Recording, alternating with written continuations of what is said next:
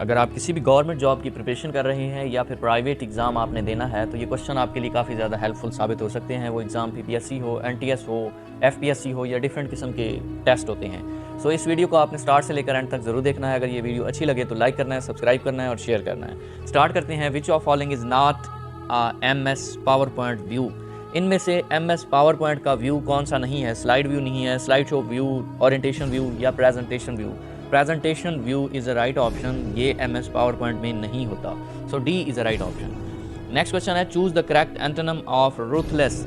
Ruthless कहते हैं बेरहम को, संगदिल को।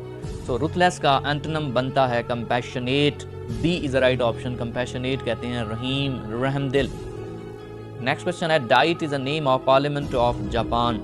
जापान की पार्लियामेंट को डाइट कहते हैं। So B is a right option. अब ए ऑप्शन मलेशिया है, मलेशिया कैपिटल कोलालंपुर है। बी ऑप्शन जापान है, जापान का कैपिटल टोक्यो है। सी ऑप्शन इंडोनेशिया है, इंडोनेशिया कैपिटल जकार्ता है। डी ऑप्शन थाईलैंड है, थाईलैंड का कैपिटल बैंकॉक है। Which document was firstly drafted to give base to constitution making process. इनमें से कौन सा वो कॉन्स्टिट्यूशन था, इसमें से कौन सा वो ड्राफ्ट था, डॉक्यूमेंट था जिसने कॉन्स्टिट्यूशन बनाने में बहुत अहम रोल प्ले किया था? वो ऑब्जेक्टिव रेजोल्यूशन थी।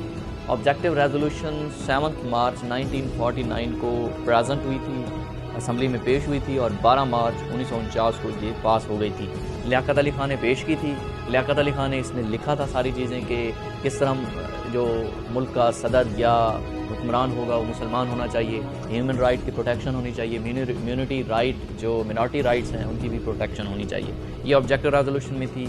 इसने पाकिस्तान को जब कॉन्स्टिट्यूशन बना था 1956 में, तो इसने बहुत अहम रोल प्ले किया था 1956 में कॉन्स्टिट्यूशन बनाने में। इमाम मालिक died in 179 Hijri. A is the right option. इमाम मालिक 179 हिजरी और 795 ईस्वी में आपकी डेथ हुई थी। अगर ईस्वी में पूछे तो आपने 795 लगाना है। 795 ईस्वी थे और 179 हिजरी थी उस वक्त, और आप पैदा हुए थे 711 ईस्वी में। 93 हिजरी बनते हैं। 711 ईस्वी बनते हैं और 93 हिजरी बनते हैं। नेक्स्ट क्वेश्चन है, which of the following protects our body against disease.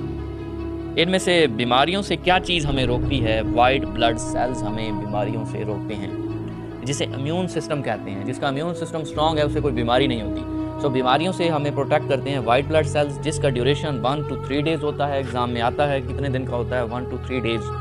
और दूसरे रेड ब्लड सेल्स होते हैं जो कि खून बनाते हैं, उसे जो कि बोन मैरो में होते हैं और जिनका ड्यूरेशन 120 डेज़ होता है।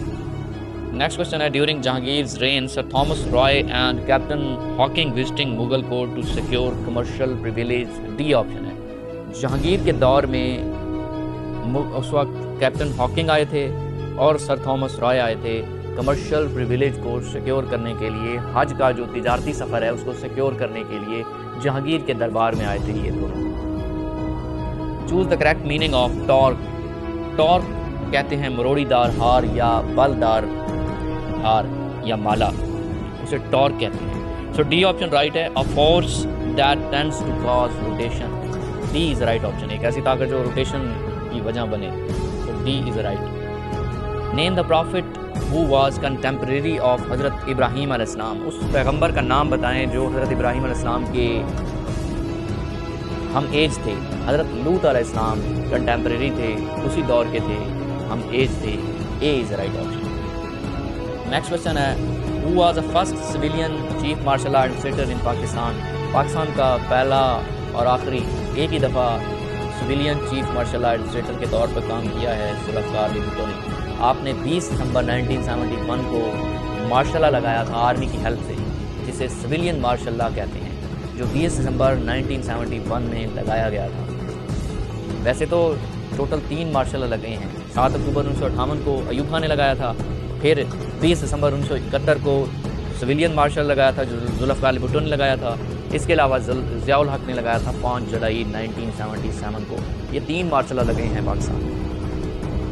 During the migration from Mecca to Medina, the holy prophet peace be upon him and Hazrat Abu बकर सिद्दीक रज़ियल्लाहु ताला अन्हु टुक शेल्टर इन द गारे और गारे सौर में। C option. गौर सौर में आप वसल्लम जब मक्का से मदीना की तरफ हिजरत कर रहे थे 622 ईस्वी में, और हज़रत अबू बकर सदीक रज़ी अल्लाह तआला अन्हु भी आपके साथ थे, तो आपने 3 दिनों के लिए गौर सौर में पनाह ली थी, यहाँ पे रहे थे। C is right option.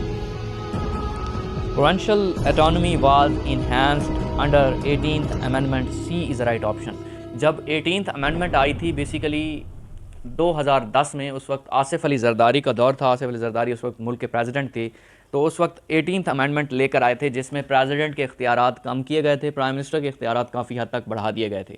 इसके अलावा जो सूबे थे उनको भी आज़ाद कर दिया था, उनकी ऑटोनॉमी को मज़ीद इंक्रीज़ कर दिया था, उनका बजट सिक्योर कर दिया था। तो ये 18th अमेंडमेंट के थ्रू हुआ था। सो प्रोविंशियल ऑटोनॉमी इंक्रीज़ हुई थी, 18th amendment. C is the right option in 2010 when the president of Pakistan was Asif Ali Zardari. What is the Pakistan biggest export? Pakistan की सबसे बड़ी एक्सपोर्ट कौन सी है? टेक्सटाइल। टेक्सटाइल पाकिस्तान सबसे ज़्यादा एक्सपोर्ट करता है, डिफरेंट कंट्रीज़ में भेजता है, जिसके थ्रू सबसे ज़्यादा पाकिस्तान रेवेन्यू जनरेट करता है। Who was a penultimate viceroy of India? Penultimate कहते हैं सेकंड लास्ट वासराय इंडिया का कौन था? लॉर्ड विविल था। इसके बाद आखिरी वासराय आया था लॉर्ड माउंटबेटन, जो कि मार्च 1947 में आया था और अगस्त 1947 तक रहा, 6 महीने के लिए रहा। सबसे कम टेन्योर उसी का था, लॉर्ड माउंटबेटन का, और उससे पहले लॉर्ड विविल सर्व कर रहा था। इस वजह से penultimate second last viceroy Lord Wavell आएगा। अब ए ऑप्शन लॉर्ड इरविन है। लॉर्ड इरविन का दौर 1926 से 1931 तक था।